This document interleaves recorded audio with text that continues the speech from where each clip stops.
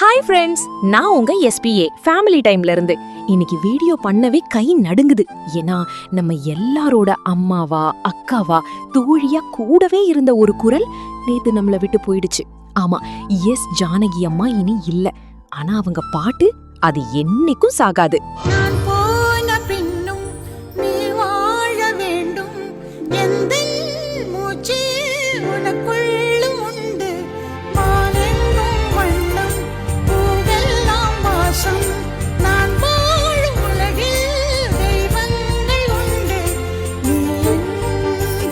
இன்னைக்கு காலையில இருந்து ஒரு செய்தி சமூக வலைதளங்கள்ல ரொம்ப வேகமா பரவிட்டு இருக்கு.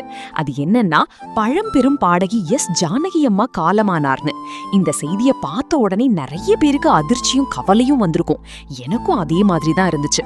ஏன்னா நம்ம வாழ்க்கையோட பல அழகான நினைவுகளுக்கு பின்னாடி இருந்த குரல் ஜானகி அம்மாவோடது. இந்த பெயரை கேட்டாலே நம்ம மனசுல எத்தனையோ பாடல்கள் ஓட ஆரம்பிச்சிடும். சந்தோஷம், காதல், சோகம், அம்மா பாசம், பக்தி, எந்த உணர்ச்சியா இருந்தாலும் அதுக்கு உயிர் கொடுத்த குரல் ஜானகி அம்மாவோடது. அவங்க பாடும்போது அது ஒரு பாடலா இல்ல, ஒரு உணர்வா நம்ம மனசுக்குள்ள வந்து நிக்குது. அதனாலதான் பல தலைமுறைகளா மக்கள் இன்னைக்கும் அவங்க குரலை ரசிச்சிட்டு இருக்காங்க.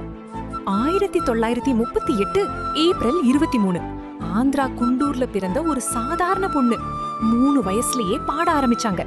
1957 விதியின் விளையாட்டு படத்திலிருந்து ஸ்டார்ட் ஆன அவங்க பயணம் 6 தலைமுறை நடிகைகளுக்கு குரல் கொடுத்திருக்காங்க தெரியுமா?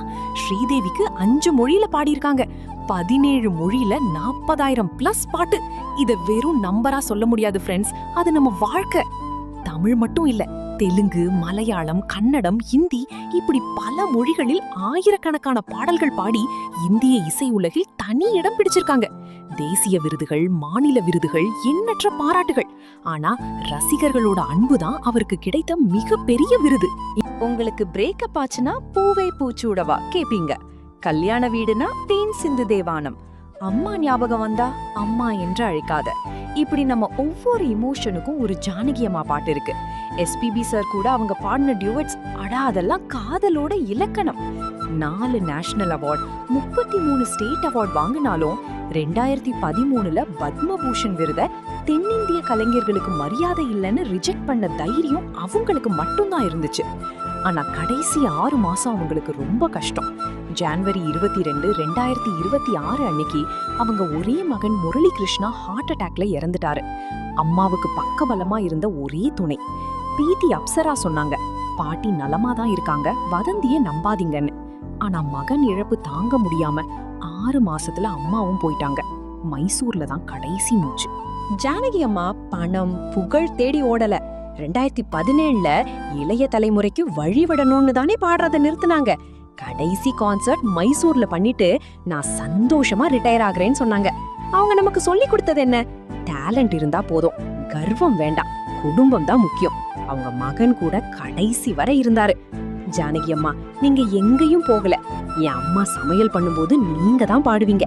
நான் எக்ஸாம்க்கு படிக்கும் போது நீங்க தான் தென்றல் வந்து தீண்டும் போதுன்னு கூடவே இருப்பீங்க.